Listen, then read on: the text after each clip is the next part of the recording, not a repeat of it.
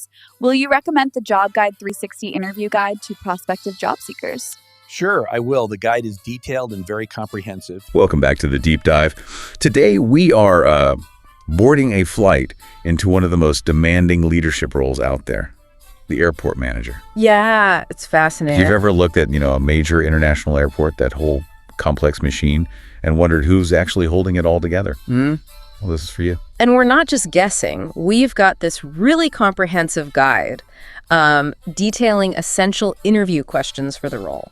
Right.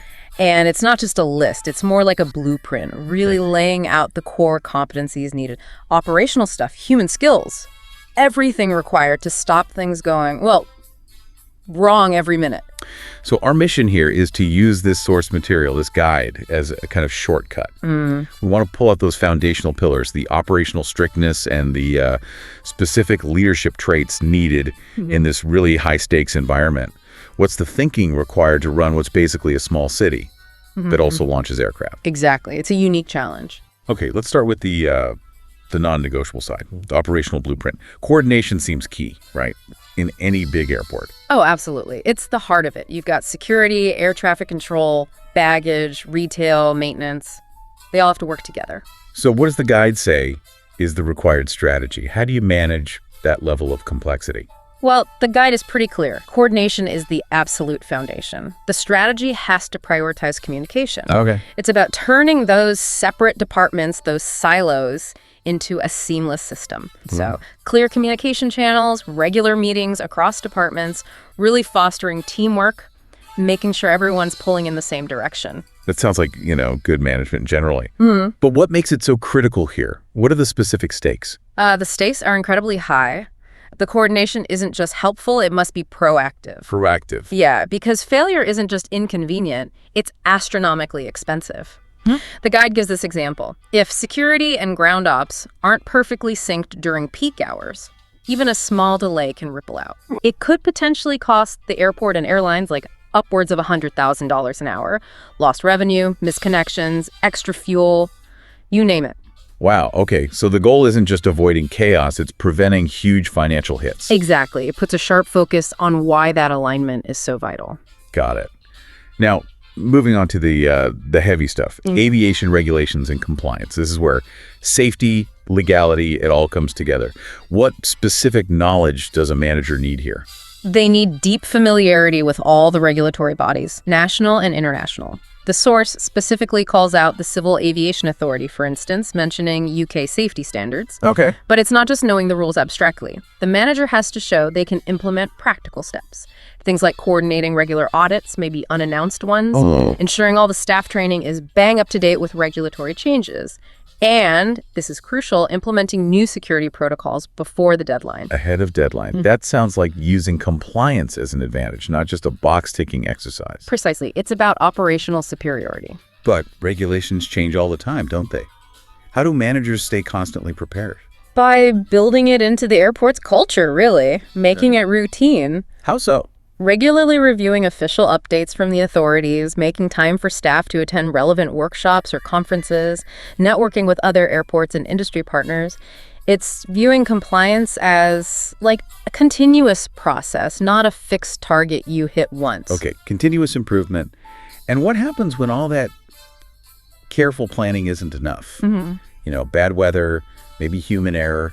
Crisis management. Yeah, that's when you see true leadership under pressure. The source gives a really good example here. Yeah. It uses a severe snowstorm scenario. The manager has to coordinate swift action. Like what? Immediately rerouting staff who aren't essential on site, keeping passengers informed, keeping them safe, maybe coordinating shelter with local hotels or facilities, adjusting flight schedules instantly by talking to air traffic control, deploying de-icing equipment efficiently to minimize delays. So it's not just staying calm. Not at all. The guide shows it's about rapid, decisive decision-making, high-stakes logistics, really, but also humanitarian concerns, all happening at once in terrible conditions. And that kind of response needs preparation way beyond just a meeting, right? Right, absolutely. The whole emergency strategy relies on having clear communication protocols already set up and thorough training. Right. Regular, realistic drills, fire, medical emergencies, security breaches, you name it, routinely checking all the emergency equipment, and having those strong pre-established links with local emergency services, police,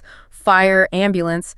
Everyone needs to know exactly what to do the second something happens. Got it. Operational rigor is clearly paramount. But, that operational side is just the structure. An airport absolutely runs on its people. So let's shift gears a bit to the human element. Okay. Starting with motivating the staff.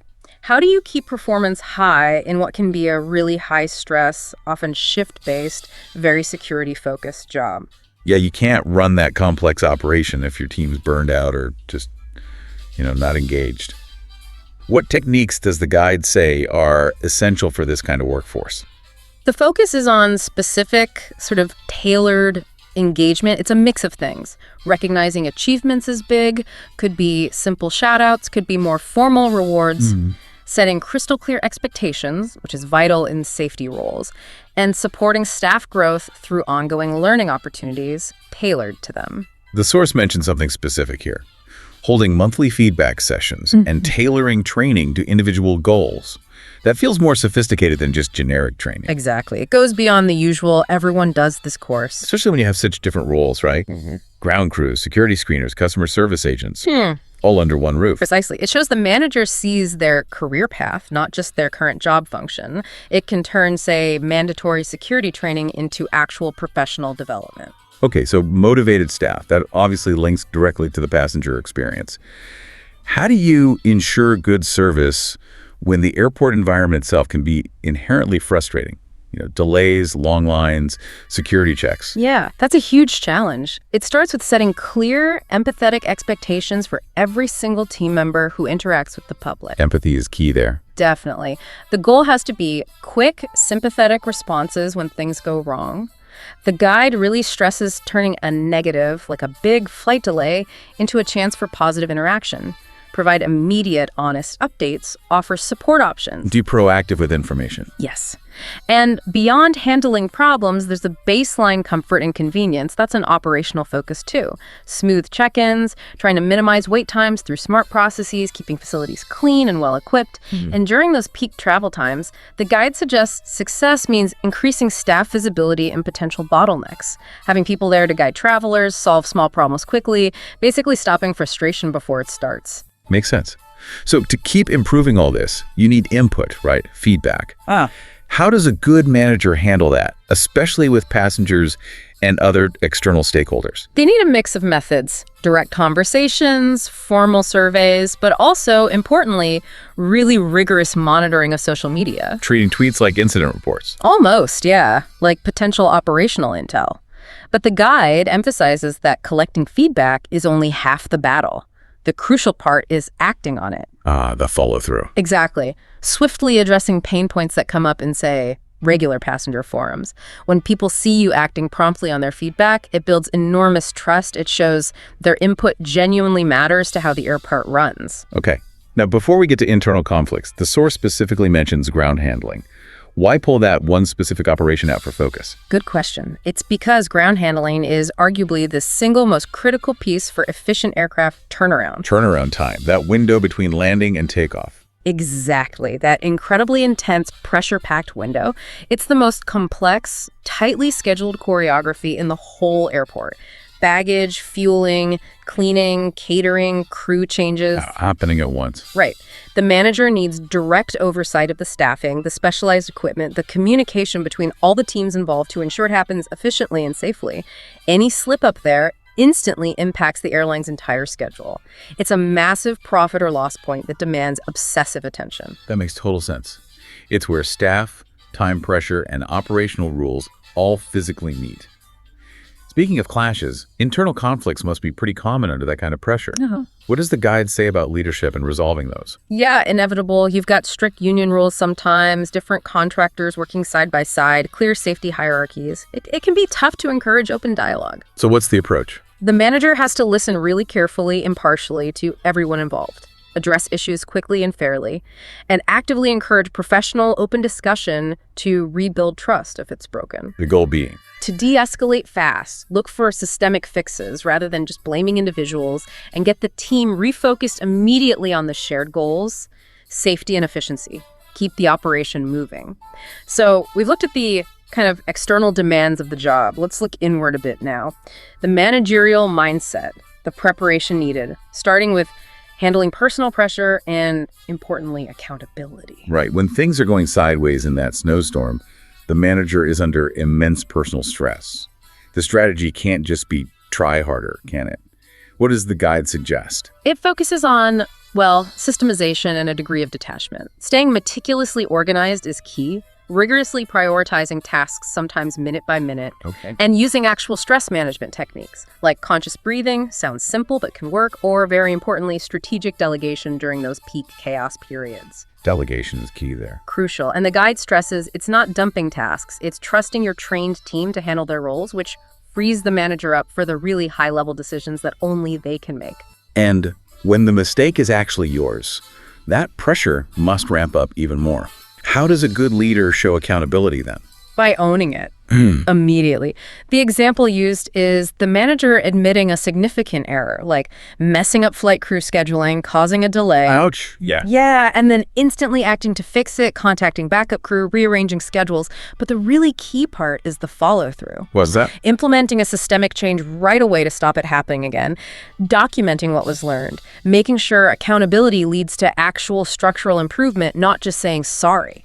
Learning from mistakes, basically. Sure. Okay, shifting to the interview itself. The source talks about research, but not just knowing the airport's name. It outlines strategic research. What sources show that deeper level of understanding? Right, it's about context. Candidates need to really dig into the airport's own website for the stated mission, the values, the culture. Monitor their social media, not just for PR, but to see recent projects, how they talk about themselves.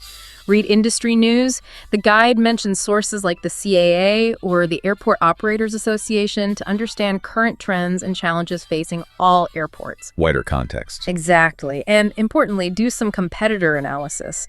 Not to slag off rivals in the interview. No, bad idea. Right. But to understand the airport's market position, maybe identify best practices elsewhere that could be adapted.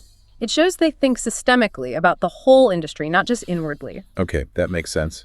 And finally, the curveball questions. We've all heard of them.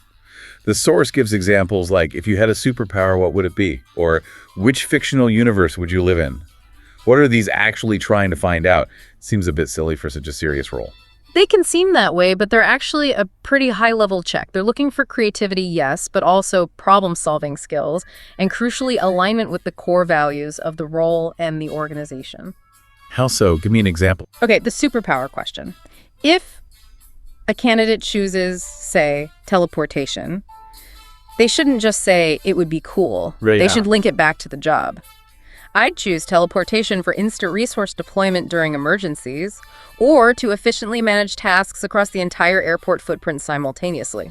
See? Okay. It connects to operational needs. Ah, I see. Turning the hypothetical into a practical application. What about the Star Trek universe choice mentioned? Well, choosing Star Trek could highlight an alignment with certain management ideals, couldn't it? Like highly functional, diverse teams working together on complex missions, maybe exploration of new methods, collaboration across different groups or species in their case. Multi-stakeholder collaboration. Exactly. These answers give a glimpse into the candidate's underlying philosophy, how they might translate abstract values into real-world operational thinking. So this deep dive, it really reveals the airport manager role isn't just a tough job. It's almost a leadership philosophy built on a kind of duality. Absolutely. That's a great way to put it. On one side, you've got this intense operational rigor. Safety, regulations, coordination, crisis readiness.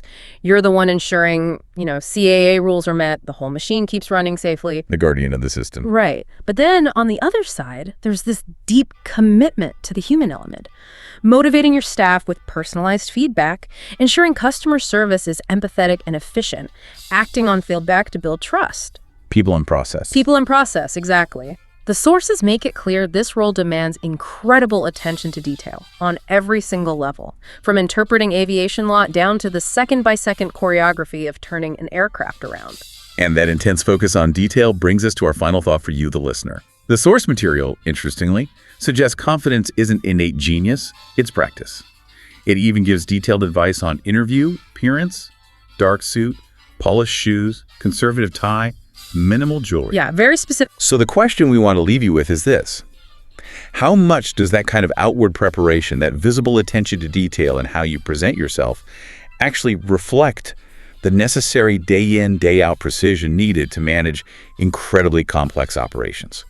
From coordinating ground handling perfectly to preventing system-wide failures, does the suit mirror the mindset required every single day? Something to think about.